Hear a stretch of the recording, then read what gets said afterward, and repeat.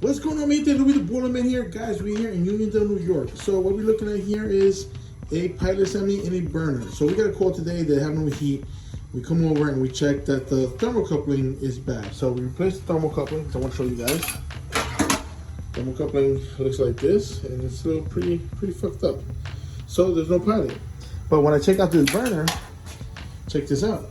So we replaced the thermocouple, but look at all this crud and shit on the burner. So I said something is going on, and this is not supposed to be like that. All right, so I'm gonna take it one step further. So guys, I want to take you to the bottom of the board of the heat exchanger. Take a look.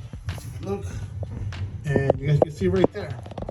So guys, this is what I tell you. Always double check everything. So I'm gonna have to let the customer know what's going on, but they do have a leak in between the sections. It's a small leak. We're gonna get it going for now, but she's gonna have to be prepared to install a new boiler because it's on its way out.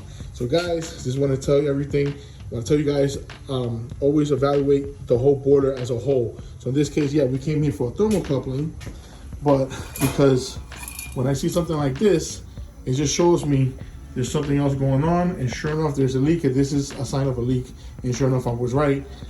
And you guys can see on the bottom right there, it's that section between these two sections right here.